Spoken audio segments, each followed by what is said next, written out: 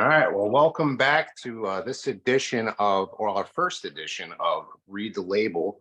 I'm host Jason Derkevics along with host Amber Lynn Vitale, and it's a pleasure to actually have you back here. After we did our first pilot show, I was blown away with how much I learned even within that short little segment, and to me it became clear that this podcast is definitely necessary. And along my road trip home, I was thinking about, well, what could be a name of the show, and the concept of basically how important it is to understand, read the label is just really what I think this all boils down to.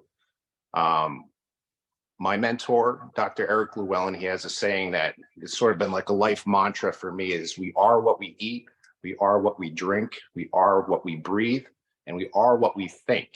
However, it's most importantly to first put forth it is, and we are what we think, so we make the appropriate decisions about what we eat, what we drink, and what we breathe. So with that being said, let me just first start off by saying, or asking you, the term read the label, what does that mean for you, and why is it so important in today's supplement industry, food industry? It's the hardest thing for people to do, to take the time to really educate themselves. And I mean, I've even picked up something that the marketing overrides your brain, your cerebral capacity, your critical thinking capacity, right? The marketing is the first thing you see. It's designed that way. Your psychology is completely known to every good marketing and branding company. So your Instagram feed, your Facebook feed, your TikTok feed already understands, based on what you've chosen, what is going to be attractive to you. That's why I have all these hemp and organic cotton sheets in my feed. You know, I'm always going to stop on that and be like, oh, that looks great. So it just keeps coming back to the feed. So it knows you, it's going to put in front of you. So you are in front of a really skilled magician whenever you are consuming marketing material. So it overrides your, even if you know to read the label, it overrides that.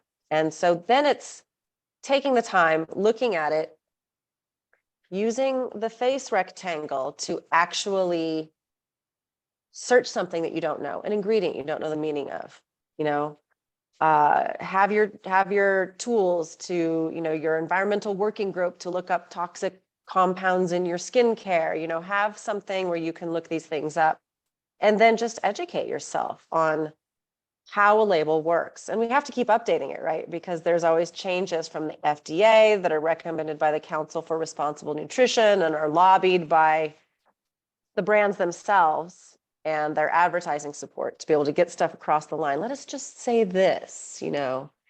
And when labeling should be a hard line law about transparency, it becomes blurred marketing. So our job is to really teach people what to look for. I totally agree. And that's the biggest stumbling block for most people when you say, oh, you got to read the labels. Well, we can all read, but what are we actually coming across when we look at a label? For example, you know, I'm holding up my supplement company's bottle, Grown by Nature, and with our labels, we're very clear about what it is we're putting in there. For example, with our beta carotene, it's coming from a carrot concentrate. Our folate is coming from an alfalfa concentrate, things that you can recognize. Most people, when they're picking up 99% of the other brands on the market, and that's no over exaggeration, I'm probably under exaggerating, 99% of the brands on the market, you're going to see things on those labels that you don't understand, but we just have that sort of blind trust as a, well, my doctor told me to go get some magnesium. So you go to the store, and which one is the best one? And the person on the aisle or at that time is going to try to gear you towards what's either on sale or what they were told that they need to push, or maybe they are trying to help you out in the best ethical way. And well, this is the one I take. Well, what exactly are they taking? Like, so when people are told to read the labels, I think that's where you and I are trying to really make this transparency, label transparency out there, so people can start understanding what it is that they are coming across and what they should actually be looking for. I'm very biased in this whole operation here, and because I am I have been running with these renatured nutrients for about 20 years now. And I didn't know the difference.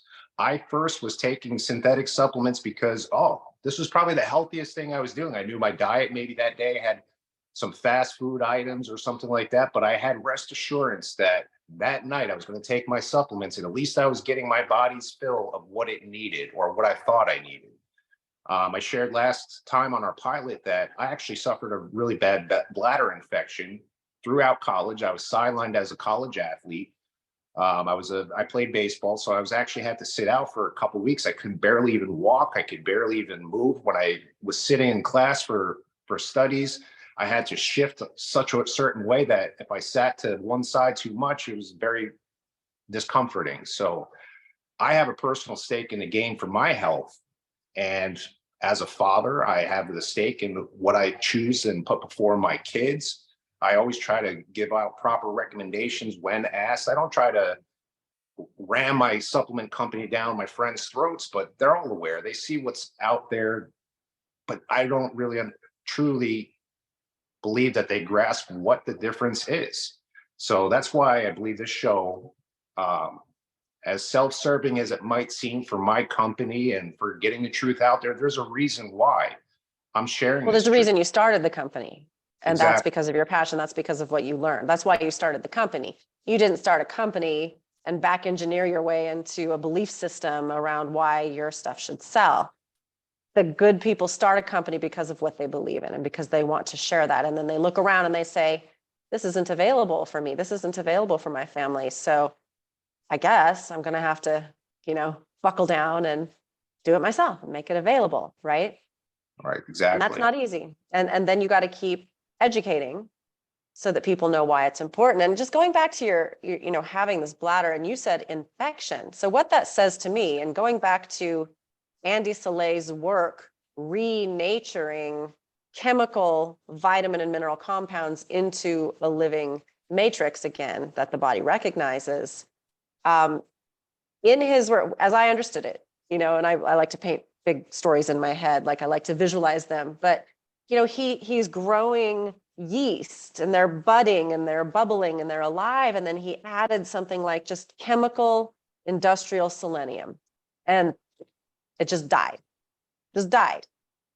And so, yeah, it's about ratios, it's about dosages. But if these compounds are poisonous in their isolated naked form, what do you think they're doing to your microbiome? And your bladder has one too. So you have all these water solubles. If it's water soluble, it's going to wind up in your bloodstream. It's going to wind up going through your kidneys. Then it's going to sit in your bladder. And there it's altering your microbiome and making you susceptible now through the entire urinary tract to infectious organisms taking over. And not getting into your immune cell where it's supposed to have access if it were from food, and therefore not helping your immune system defend yourself against pathogens that, by the way, folks, they're always there. There are always pathogens lurking in and on every part of you, in your eyes, in your nose, in your mouth, just waiting for your immune defenses to stop looking so they can sneak in, right? So you can take zinc all you want. If it doesn't get in your immune cell, it's not going to help you, right? You can take vitamin C all you want. If it's not in your tissue and in your cells, it's not going to help you. So just that story shows, you're the canary in the coal mine. It doesn't happen to everybody, and by and large, people who get proper nutrients are healthier. And, there's better outcomes for Alzheimer's and other dementia. There's better outcomes for heart disease by and large. But they are chemical compounds if they aren't in a living matrix. And so this is first and foremost why you created what you did. And then how do you keep labeling it? Why are you still using what you always use, Jason? Why do you keep using that? Well, because it's the simplest form that it possibly is. It's an organic whole food.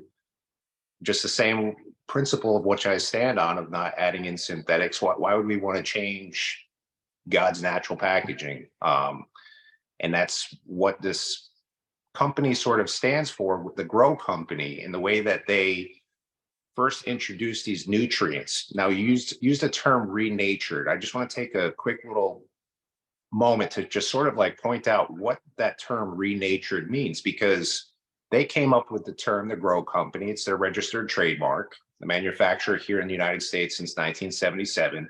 And the term renatured is to go against what the synthetic counterparts in the market could be considered as denatured.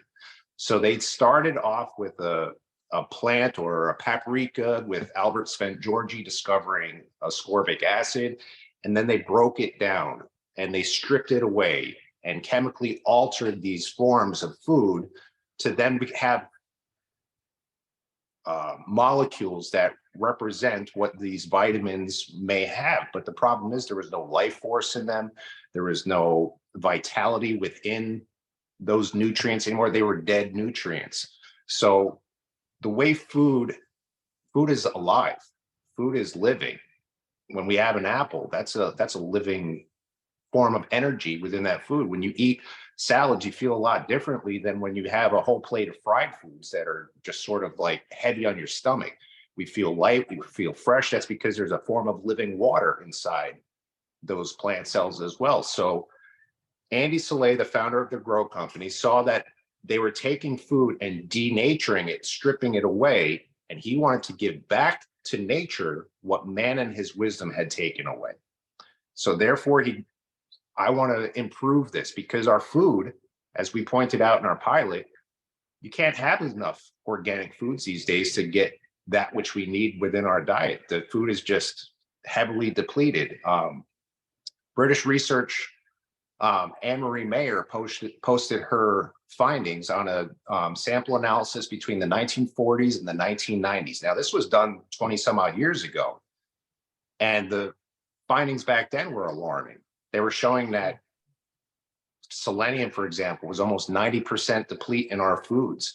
Iron was down, magnesium, all across the board. Everything, because as we were explaining in the pilot program last time, is that they started doing these fertilizers, the NPK, and they were focusing on bigger yields of fruits and vegetables. Well, yes, the water content expanded, but the nutrient content and concentration has definitely dwindled. So we can't even eat foods these days that can supply all the nutrients we need. So Andy, knowing this, he wanted to give back to the country that founded him as he escaped the Hungarian Revolution. And he came to this United States, seeing that we were all the most civilized country upon this earth, but they were digesting chemicals and rocks. That was exactly his words to me, that it was amazing to see a man that was on this front line, and the way that he came to this conclusion and why he so desperately made it his life mission to provide these nutrients. So it's just been an amazing trip. And when I come across the history and the foundation of Albert Szent-Györgyi, and Andy Soleil was actually his one of his prized students, it's like you see how this whole dark side crept in, the way the pharmaceutical industry took over that first ingredient, and now it's pushed to the market, and people are under the impression that their vitamin C chemical added to their fruit juices or whatever is going to give them an added boost of vitamin C. That ascorbic acid that's put into those fruit juices is used merely as a preservative. So when I see that, but they'll count it. They just still count it as milligrams of vitamin C. Of course, now you get 100% of your vitamin C. This actually brings me up a very important. This is one of the first things that I came across when I started researching what whole food nutrients were. And one of the examples that was brought up was General Mills. They make Wheaties, and they also make Total cereal. Do you remember those old Total cereal commercials? How many bowls would you need to eat to get all the calcium in one bowl of Total? And they'd stack them up and, dishes up to the ceiling type of a thing. So General Mills makes Wheaties and Total cereal. If you look at Wheaties, they're going to show like 20% riboflavin, this percent of that, 5%, 3% iron, whatever it is. Don't quote me on those numbers for their labels. But Total cereal then came out with 100% across the board. Wow. What is different? Do they have magical wheat that they were growing? What exactly is their secret? Well, the secret is that they were spraying a synthetic chemical spray on top of the Wheaties and now calling it Total. and they can market. I heard it quoted as maybe cost them 35 cents per spray application, but now they're charging $2 or so more a box. So there's a little bit of the deception in that market right there. So synthetic, let's define synthetic, because I think it's, you know, it can mean many things, right? You can actually initially get ascorbic acid from paprika, right? And so you have an identification of a molecule, but then you synthesize it from sugar, let's just say, or corn syrup or beet sugar, or, you know, and that process, I remember the Beijing Olympics, because of the pollution, they shut a lot of factories down. I don't know if you remember this. I forget when it was, 2006 or something like that. And they shut down the vitamin C making factories because they were so polluting with this carboxylation of sugar. So they had to shut them down so that there wasn't as much smog during the Olympics. Then there was this shortage of that ascorbic acid for a period of time because it was so polluting. And so this is a synthesis.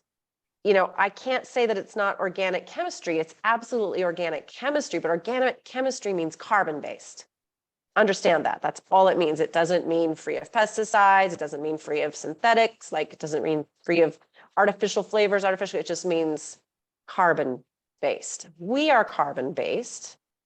And so, you know, the well-meaning science out there says, well, we're carbon-based, and this compound is carbon-based, and there's carbon in petroleum, so we can take petroleum products and use the carbons and make carbon-based molecules for carbon-based people, right? And so it all fits together like, well, why not? But it is not food, and it is not in a form that we recognize as food, and we already covered that. We always cover it again.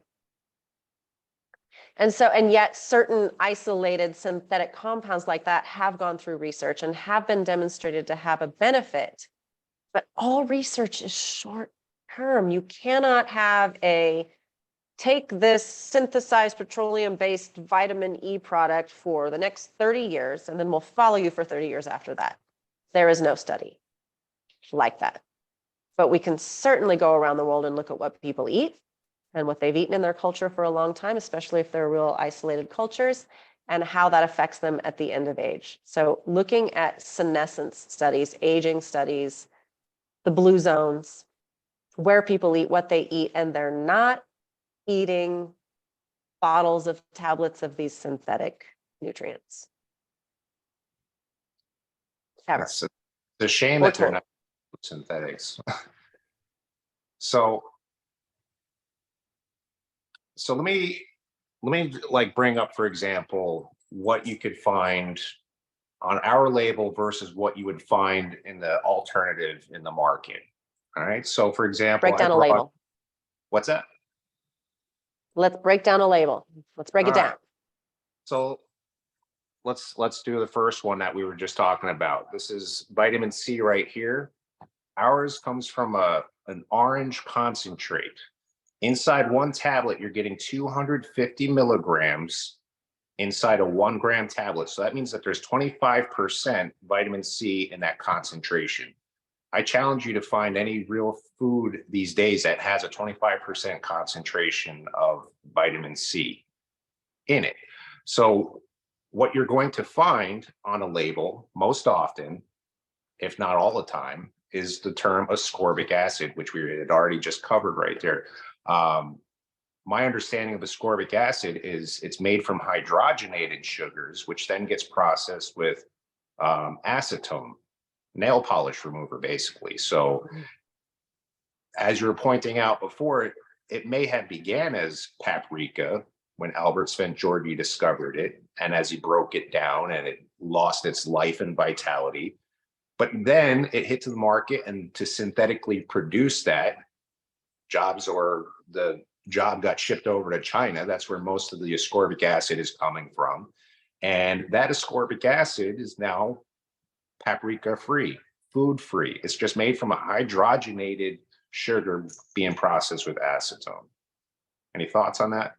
Yes. So, okay. So now though, in the market, you can find camu vitamin C, amla vitamin C, acerola vitamin C. Those are rosehip vitamin C. Those are pretty common, but they're made like a almost like an herbal extract, and then standardized to vitamin C. I think you can get up to 50% standardization of vitamin C in, say, an amla extract. And so now, what is the difference of that versus something from the Grow Company, something in Grown by Nature? And I would posit, like an herbal extract, it's neat, it's great, it's like a tincture, and herbal extracts have their purpose. But many of these things, to become usable in our industry, then have to be taken off of their proteins, their amino acids. Yes. Now what is that? It is now isolated from its compounds that are the keys to gain entry through the cells of the gut lining into the bloodstream and through the cell's membrane that it is trying to get access to help. So this is where, while there's stuff out there that's actually from food, actually from plants, clean extracts, do they have what they need to get in? And this is where I love those and I love to use them. But when somebody's having poor nutritional status, poor absorption, poor assimilation, I think we went over that a bit in the pilot, absorption, and then assimilation, utilization by the cell, full bioavailability, they need something that can get past those cell membranes. And it has to have those biological molecules that give it that life force. And life force, okay, maybe that's a woo-woo term to some people. Life force, prana, chi, agni. These terms are around because you're alive, your food is alive, but that stuff in that box called total is nowhere near alive, and your aliveness is borrowed to make that food, that like supplement or that processed food alive enough to not be toxic to you. Wow. I like the way you put that.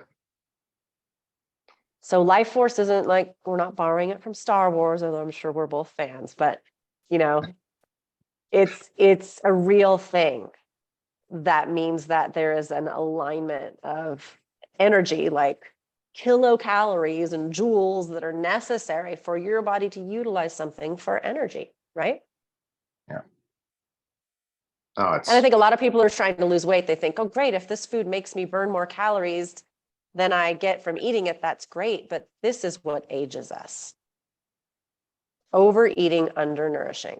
That's what ages us. I think one of the, I often will talk about my perfect diet and how it starts. It's not always what I include, but it's just simply what to avoid. And if we can go back to our ancestral dieting when these things weren't even available, and if you just stick to something as simple as that, or you had talked about in the pilot, the fermenting of corn as such, like it's just lost practices that is wreaking havoc on our diets, especially now here in the US with all the GMO corn that people are probably eating, on top of the fact that it's non-fermented or the dairy even.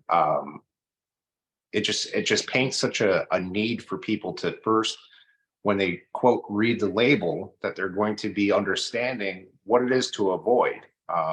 There's just so many marketing tactics out there, as you're pointing out, for example, the vitamin C, and how it needs those cofactors in which you're referring to, and how vitamin C, it has amino acids. I actually have a printout here that when I do post this segment, I'm going to be posting this in the comments like as a PDF. But for example, with our vitamin C, which is coming in a concentrated orange, not an extract, there's a huge difference between an extract versus a concentrate. Concentrate just means that the water was removed, where an extract means something was taken out of something, and therefore it's leaving behind something. It's leaving behind cofactors. When you see ascorbic acid marketed, usually you'll see the words pure ascorbic acid.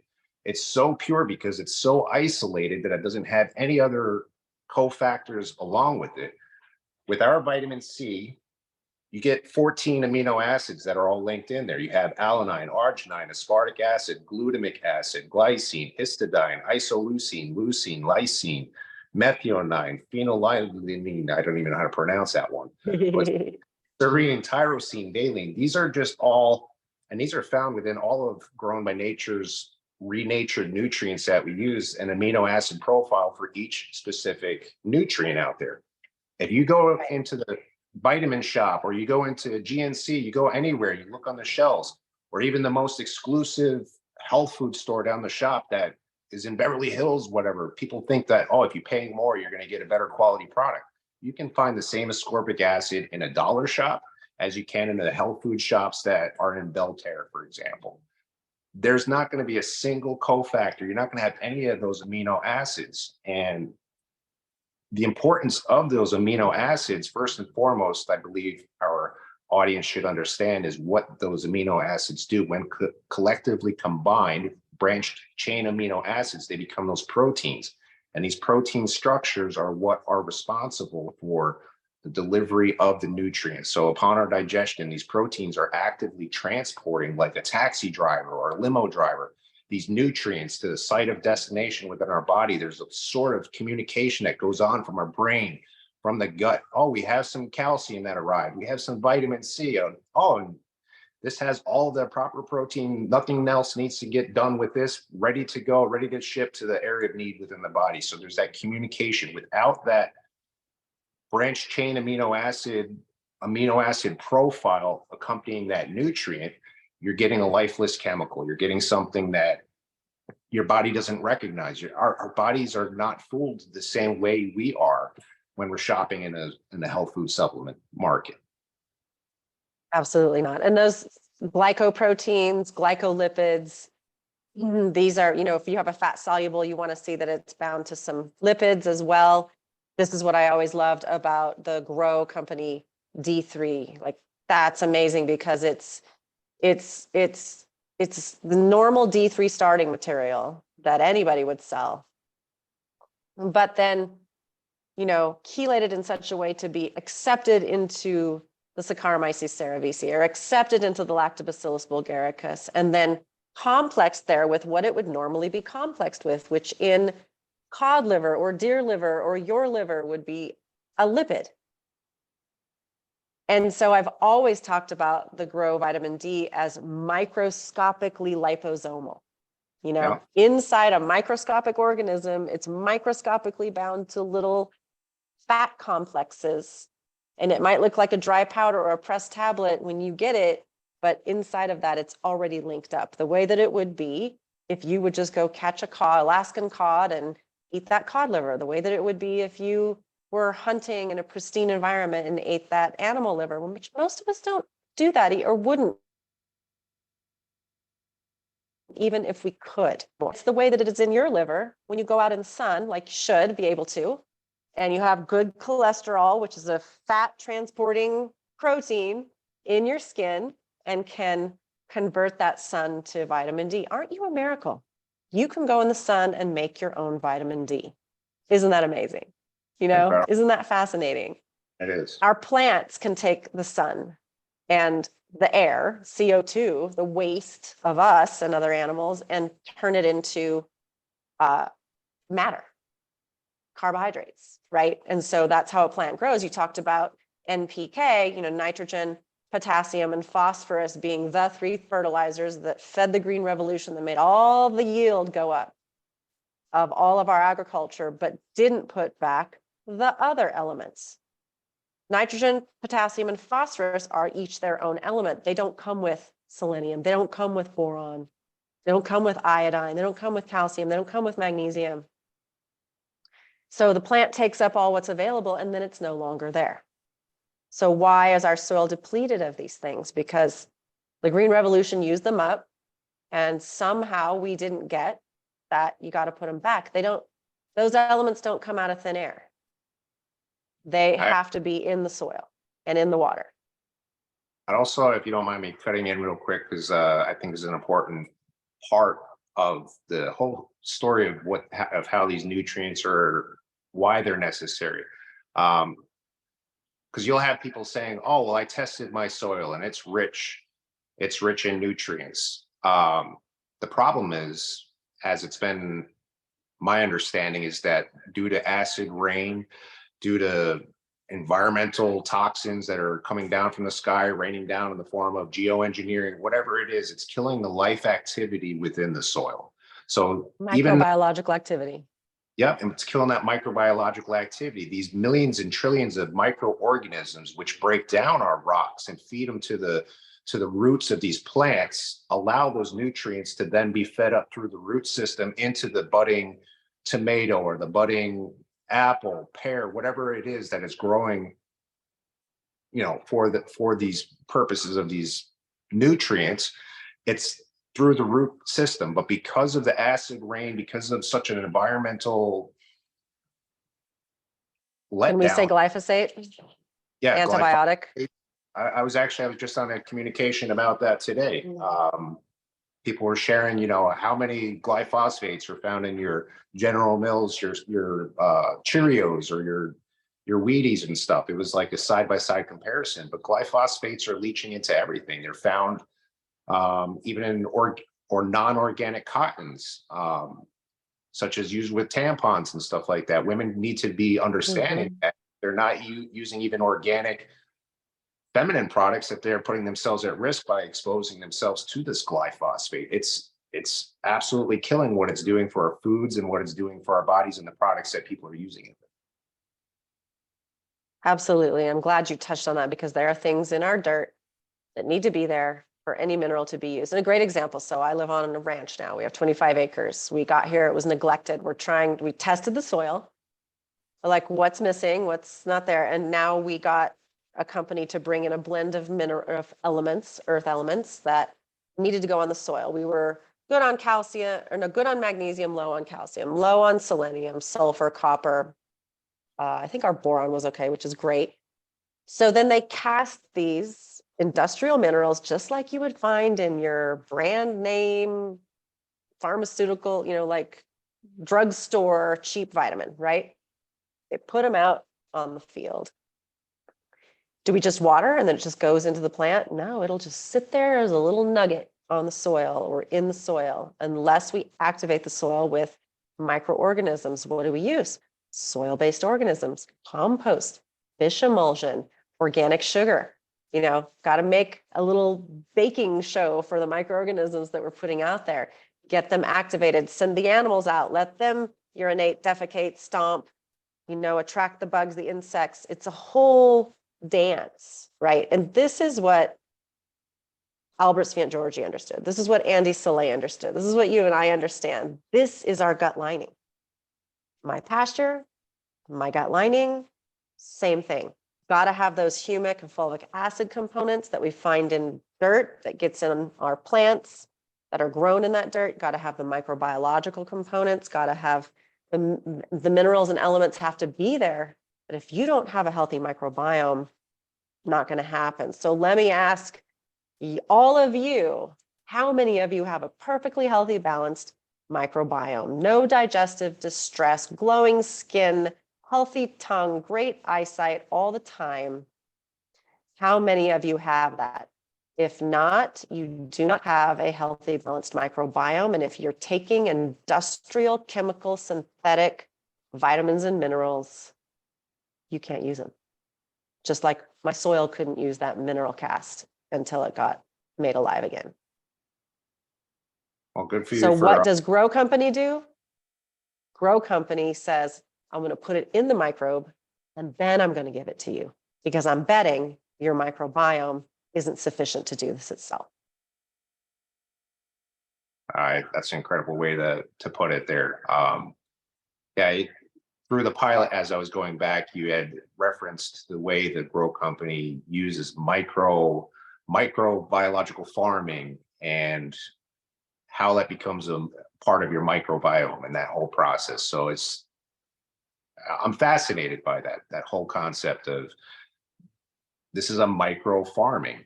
It's that was the first time I heard that sort of concept. So I appreciate you sharing that, because that sort of broadens even my own horizons in dealing with these nutrients for 20 years, that this is a form of microbiological farming. It's incredible how he was ahead of his time. And And we're still even trying to catch up to that understanding. And through a show like this, I'm hoping that we can convey that message out there, how important it is to have nutrients that are delivered in the proper food structured form that went through the process of microbiological farming. Yeah. And farming is growing something. Yeah. Okay. So there's products out there now that are fermented, which is great. It's much better than the alternative. It's great to take a vitamin or a mineral or a combination, put it in a fermentation, give it some sugar, give it some protein, and let that thing happen. That is a breaking down and a complexing. Grow company is a building. Yes. And a making more complicated, more intricate, more complex, right? And so this is the difference. Can you and I be pressed to the wall and say which one is better? Well, fermenting is what we do to try to make our food more digestible and more assimilable. Growing it, farming through a microorganism is what we do to make the food alive again. And you're borrowing that microbiome because yours isn't good enough to do it. And any microbe that eats a good nutrient and takes it in makes what's called a postbiotic. So the microbe is the probiotic. The postbiotic is what it makes. The prebiotic is what it eats. So Grow Company makes the prebiotic, the growth medium, and the nutrient, right? Yeah. The probiotic is the Lactobulgaricus or the Saccharomyces cerevisiae. The postbiotic is the newly complexed nutrient and all the other microbiological cofactors, which not only give you that nutrient, but now there's this postbiotic soup that is going to enhance the life and the activity and the capacity of your own microorganisms and give them a leg up in their growth and their function. I really appreciate how you're talking about the differences between the fermentation, which is a dying off process basically, or an over maturing.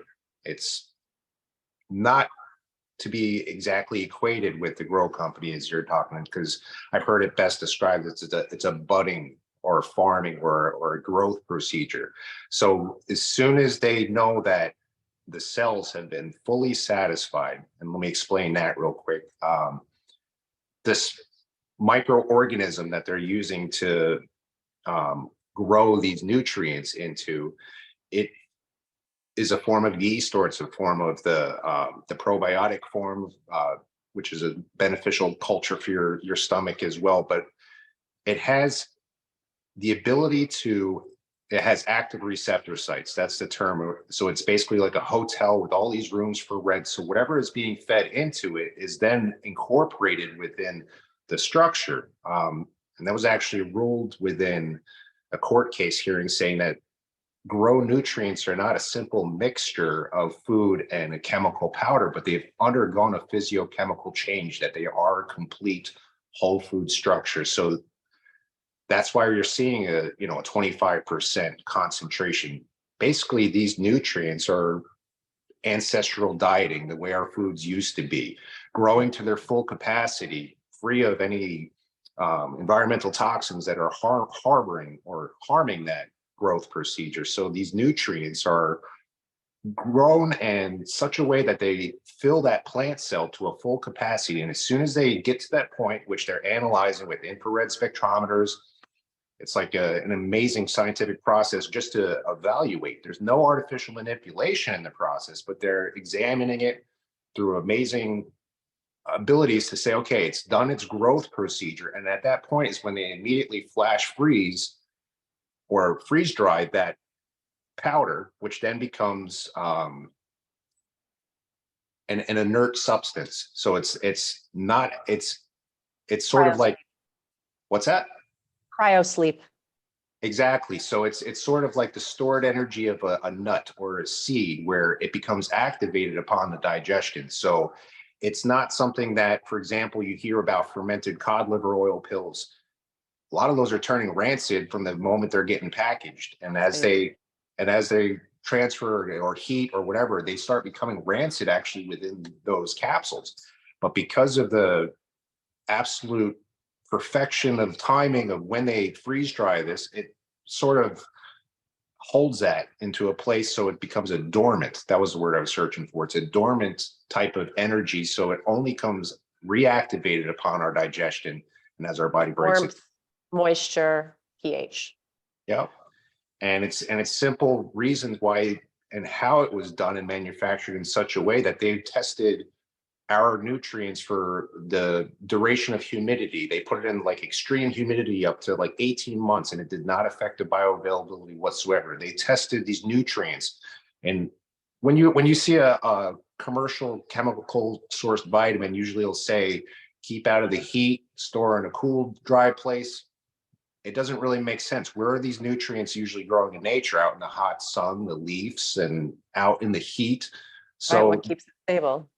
yep. So these nutrients have actually been tested up to 140 degrees for a duration of 18 months, and it does not affect their bioavailability whatsoever within that period. So there's such a stable, but yet a dormant doesn't mean that it's dead, but it's going to come back to life upon digestion. So there is an energy that is within these nutrients. There is living energy. There is protein structures that are actively going to be transporting these nutrients. So that's my little commercial for what the differences are here. But So why yeast and bacteria? Why not just one or the other?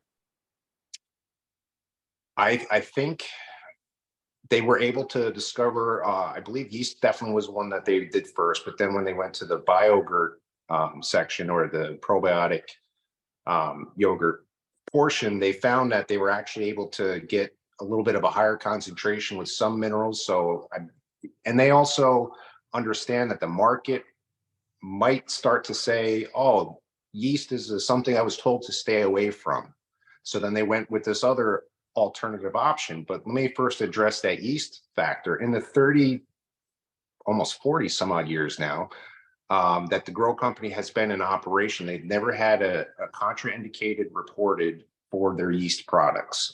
My mentor, Dr. Llewellyn, has done work with people that have severe reactions to yeast. They can't even breathe the outside air. He said they're kept in like double pressure treated wards, but they feed them these yeast nutrients and they do extremely well. Why? Because in the growth procedure, you're not left with the active yeast cell anymore, because the cell walls have been Sliced open.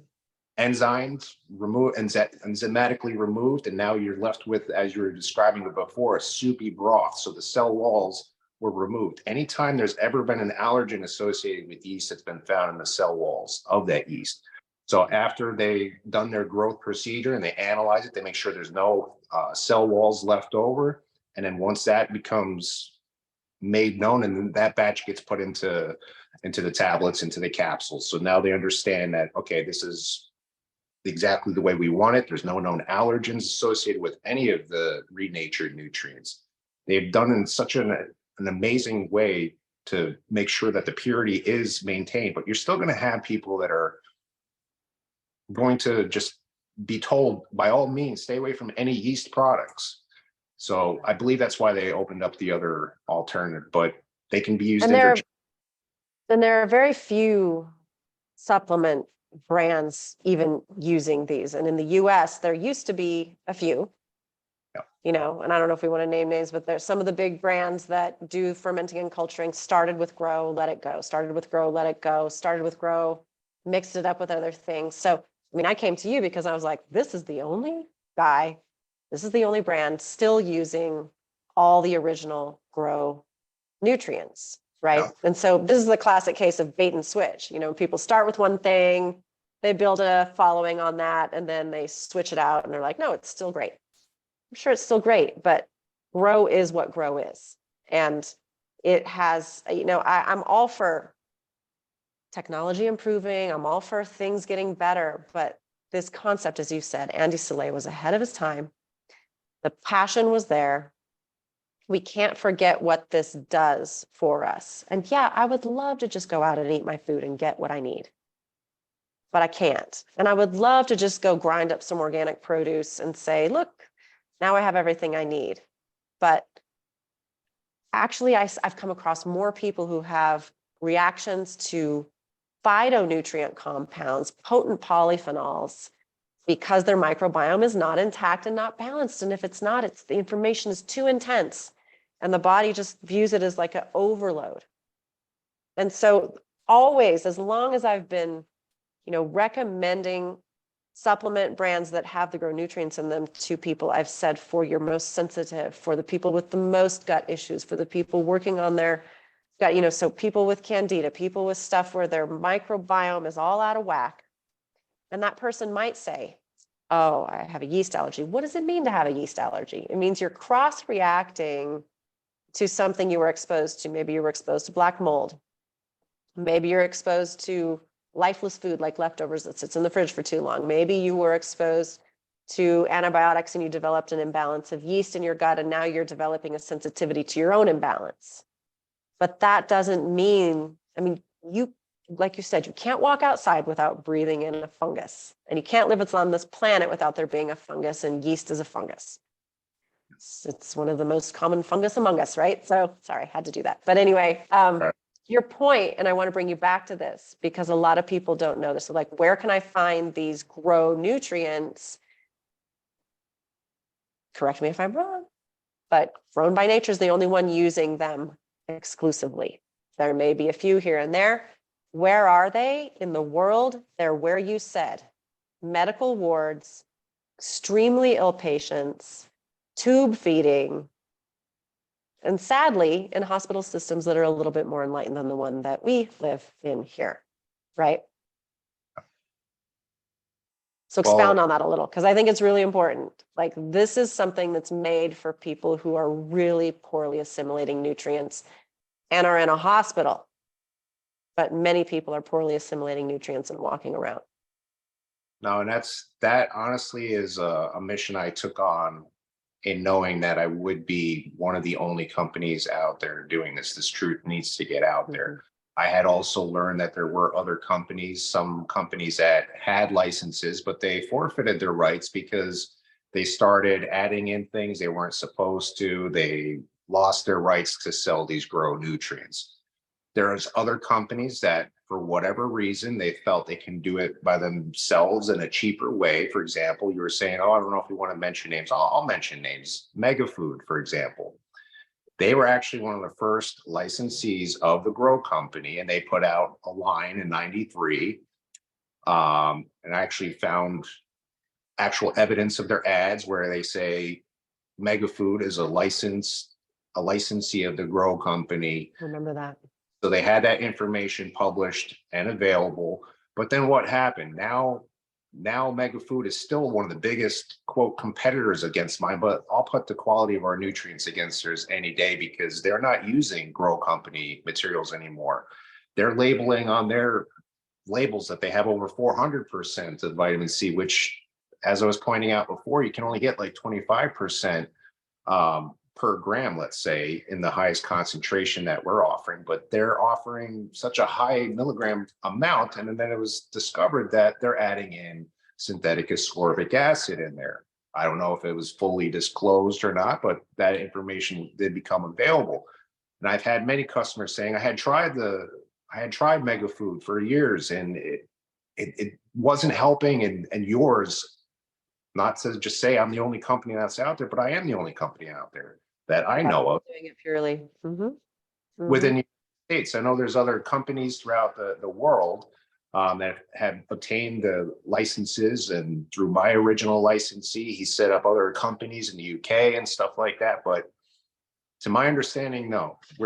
I take it as a mission because I know that the importance of this mission out there. If it dies with my tongue, then I was scared for how this message would affect the world. But then someone like you come along and share with me that you're also familiar with these nutrients. So I was like, okay, now we got a team of two. Let's get back out there. It gave me the rejuvenation that I needed to get. Now we're a team. Well, I appreciate it. At least two to be a team. Yes, because it's a daunting walk by yourself when you feel like I can't do this all by myself, but I've tried and I've done as best I can. I've, been able to get on radio shows, and for people that are really understanding and want to put this message out there. And that's what we are doing this show for, is because we believe the audience should be made aware of this. And if it gets under your skin as much as it does for Amber and I, we know that you're going to be sharing this message, and this message will get out there and ultimately get this world back into a truthful state. Because if you're going to make the decision to buy the cheaper stuff, but you were fully aware of what it was doing for your body and you understood the ramifications of what that meant, you had that decision. But when we're making these decisions, pardon my expression of ignorance, but it literally is an ignorance, not due to any fault of the consumer, but because there is so much An misinformation. innocent ignorance. Yeah. And it's It's absolutely true. And this grow company nutrient trends, I've been trying to explain it to people for 9 years. So it is challenging to explain. It's complicated when you view it from a scientific perspective. Like you said, there's all this equipment, all this analytical equipment. There's like timers, there's temperatures, there's like everything has to be right. pH, the temperature, the time. It's complicated to turn something back into a living complex. Hello, that's life. It's complicated. You can't just go, woo, I'm going to make that alive, right? But the easiest way for me to explain grow nutrients versus everything else is it is farming microbiologically and creating complex structures. Everything else is reductionist. And this is what we've gotten used to today. Okay. A pharmacological compound is a reduction of something that is out there in nature or in your body. And it is the most reduced to be the smallest, to be the easiest to produce, to be the cheapest to produce, to just get right sharp into your body. That's going to have the most side effects, always. And also pharmaceutical compounds come in mirror images. And this one works and this one makes the side effects. And you can't separate them. So natural compounds available out in our food and in our environment and within us and within the animals that we might eat or the plants that we might eat, they have a host of different companions along with them. Even when we take an herb, which I'm very into finding herbs on my land right now and figuring what to do with them, but I struggle with putting it in a distilled alcohol. It's done, and it's been done for a long time, but even putting that herb not in a hot water tea, but not in a honey, not in an apple cider vinegar, but into a vodka is now going to create a certain reduction. More so if I were to then evaporate certain things off and, like you said, concentrate or even separate out certain compounds, right? You get into CO2, you get, as a solvent, and you're going to separate out certain compounds. And so this is really what the industry is built on, and there's a place for that. But if you're really trying to get nutrients that are food-like and should be in your food and are replacing what is missing from your food, then you don't want a reductionist product. You want a fully complex, complicated ingredient that your body sees as food. And microbes do it out in the soil for the plants that we eat, and they do it in us.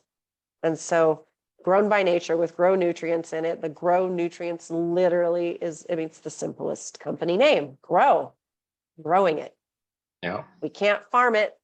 That's not a controlled environment, and it takes months when you can do it in hours in a tank of microorganisms getting the right ingredients. It's genius. Absolutely is. It's mind-boggling to try to explain. You're right. It's such a scientific process of how they came across this and how they're analyzing it. But the simple message is that it's food. This issue wouldn't happen we wouldn't even have to talk about supplements if we didn't mess up the state of our food. We wouldn't have to have looked for different types of fertilizers had we done it appropriately and stopped dropping the acid rain down upon our fields. Like, there's all this stuff that just really got bypassed in the way that we have come across the way we look at food and the way we need to generate higher yields, and just we're playing the creator with the creator's food, and we're trying to mess with it. We're trying to improve upon it. I heard it often said by my mentor. I always go back to some of these taglines he has, but he said, man and scientists, they can break down an apple and they can tell you every single component within that apple. They can tell you every molecule within that apple, but I've never met a scientist that can then take those molecules, put them back together and make an apple. There's something that we pointed out within the structure of the way these foods are naturally packaged. And that's why Andy Soleil went to painstaking details to make sure he didn't kill off the yeast. He didn't add the sodium selenite and immediately that toxic earth metal by itself would be killing off the yeast, but he found a way to actively feed it so that yeast can then just take the selenium and leave the byproduct that is unnecessary. And then he had a selenium enriched yeast. And that one product alone can just turn so many different immune systems back, recovery, because it's, and as another one of his sayings, it was like, it plugs the holes of your nutritional immune system. So if I handed you a bowl of water, Amber, to walk across the desert, but there was a hole at the bottom of that bowl, you wouldn't be able to get so many steps before that water would empty.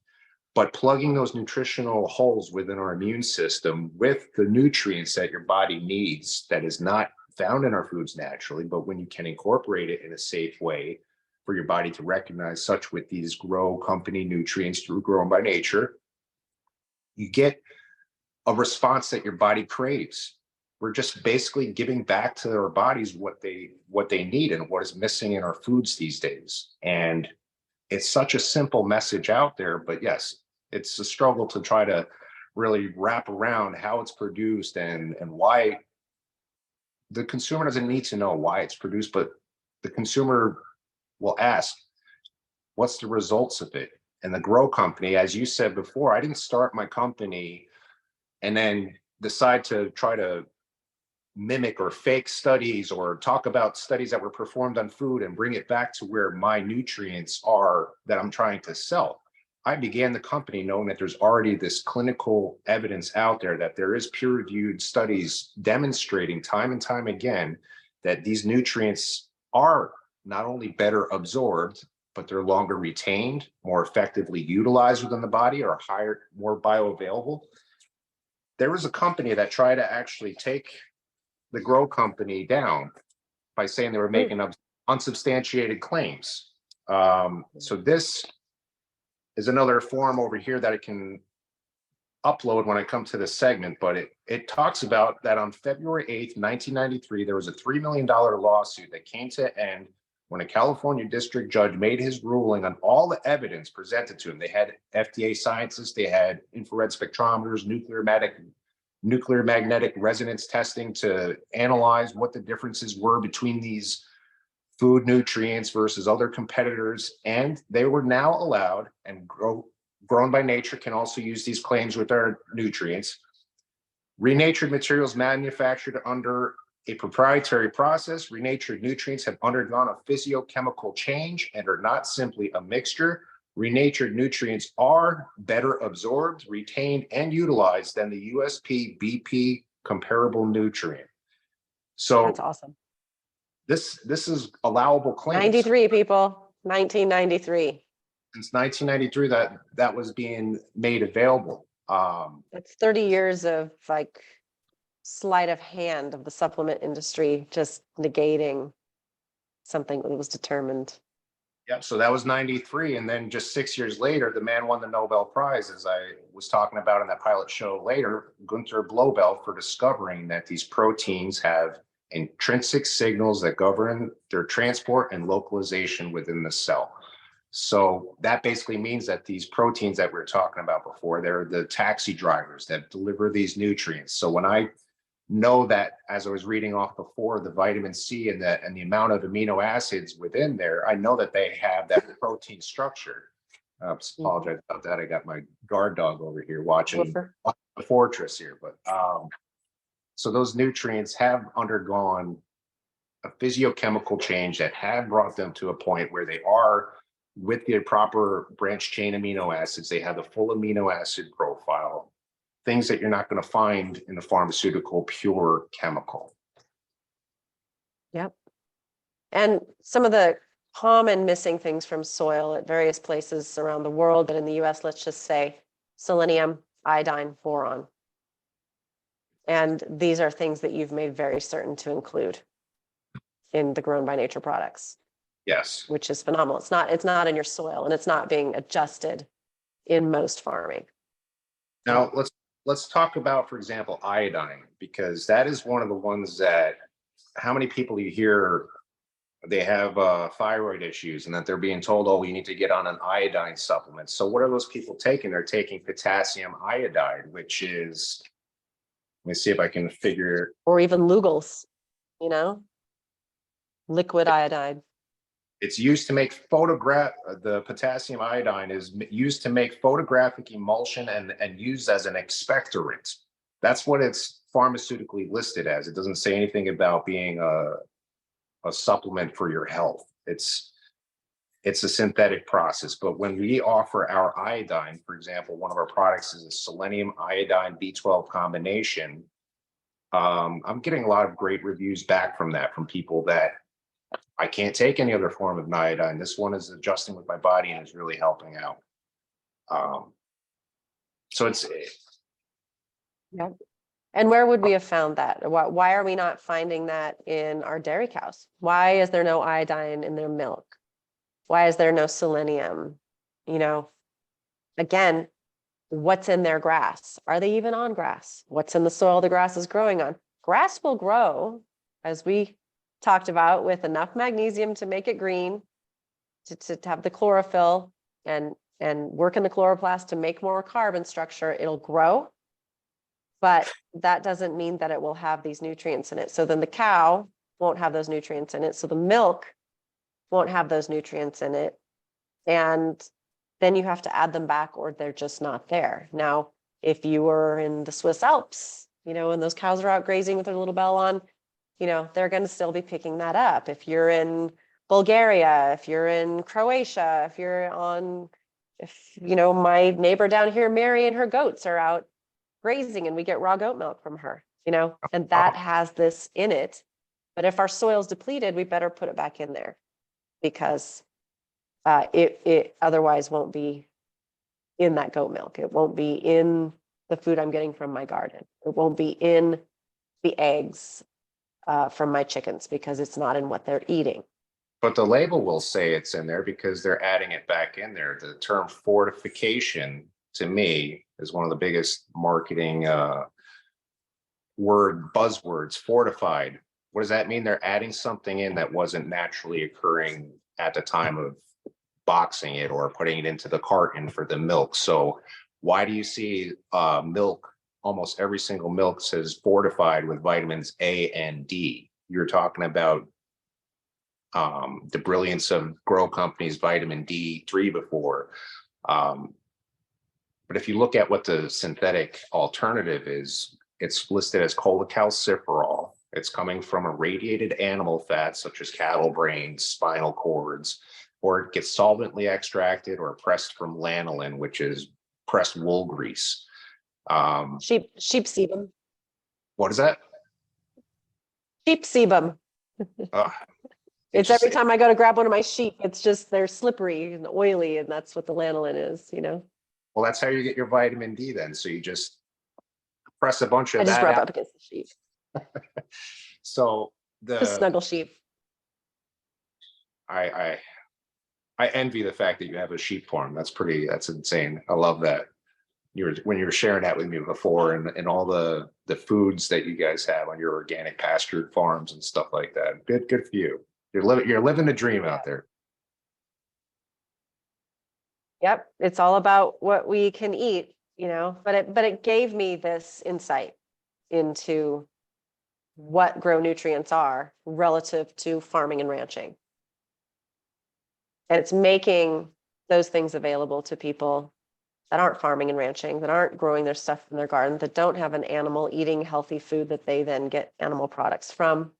You know, the A and the D fortifying the calcium, because that's what makes proteins usable by the body. And it came with our proteins when we ate the whole animal, or the animal produced a product, an egg or milk that was healthy because they were still grazing on the grass. As soon as you put corn or even excessive grains, and certainly palm kernels, because I've never seen a cow in a palm tree, as soon as you put these things into their gut, their microbiome just goes as wonky as if you're eating gummy bears all day.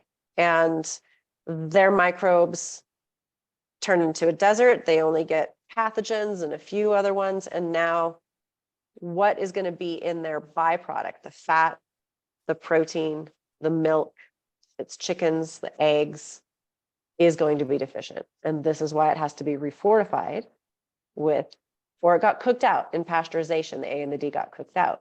You know, that's another reason. Yeah. Why do we have to fortify our Wheaties with B vitamins? Because they got processed out. Why is flour enriched and fortified? And then why were you told that this is the same thing as food when it's just a chemical spray on your cereal? Yeah. So don't be fooled. It doesn't even make sense. It doesn't even make common sense, right? Just sit and think about it. You walk outside, you go to a garden, you go to an orchard, you go to a ranch. That's food. How can it be food when it's like got a pressed shape and it's in a box and it has all this marketing? It's got Tony the Tiger on it or whatever. How is that food? That's not how it grew. Tony the Tiger. I like that. That brings Remember me that? back to my old school. They're great days.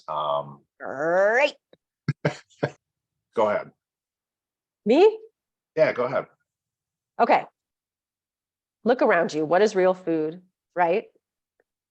Make sure when you supplement, because your real food is deficient in certain nutrients, make sure your supplement is as real as the food that you would and should be eating. That's as simple as it is, right? And there are products out there that are exactly what your gut turns these nutrients into, exactly what the plants in the field and in your garden turns these nutrients into. You can access that in a supplement. And so why would you not want to? That's just kind of where I'm at with it. No, and I again will say that I am biased in the way that I would say that I totally agree with you. And I know, in fact, that grown by nature and the way that when we were talking about the term read the label, for example, maybe we'll cover this product alone just next time, talking about the B vitamins, because this is talking about when you read the label, what are you going to find on here? On ours, you're going to see alfalfa concentrate for your folate. You're going to find citrus concentrate for the vitamin C that was added in here. You're going to find all whole food ingredients. But when you're looking at any form of USP supplement out there, you're going to find coal tar derivatives. For example, B6, pyridoxine hydrochloride is a petroleum ester which gets processed with formaldehyde. Or if you look You're at welcome. B12, cyanocobalamin, you're going to be having another coal tar derivative which is being processed with cyanide. So when you start looking at where these other ingredients and how they're sourced, and they're not even coming from any food structure, but they're synthetically produced or they're synthetically altered from just ground minerals, you know, it brings up the point that we are what we eat. And again, as I started out to show, but it's more importantly how we think, so we make the appropriate decisions upon what we're eating, what we're digesting, what we're allowing into our bodies. I mean, that's simply, dieting should be really considered. What do we allow into our bodies? Put up that fortress of saying, no, read the label. And I'm confident you'll come back and you'll be contacting us when you really truly understand what the differences are, when there's 99.9% of the brands in the market are all selling identical pharmaceutical grade chemicals. But here we are with Grown by Nature, and here I am about to celebrate 18 years here in the United States. Still kicking. still kicking, still putting that message out there, but I definitely want to thank you, Amber, for your involvement, contacting me, because you've given me a rejuvenation to really, let's get this message out there and let's get this platform out there. Let's get people truly understanding what the differences are out there and what we're going to truly allow, not only for our bodies, but our families as well. Thank you very I'm much. so excited to just go deeper on this than I ever got to before, and so I really appreciate the collab. Awesome. Well, thank you very much. And until next time, please do like, subscribe, share this message out there, because if you're watching this message and then you click on to the next one, you're probably going to see some cute little cat photos or something like that. But this message shouldn't stop with you after you hear this. Please share this message out there. Thank you very much. God bless. Thank you, Amber.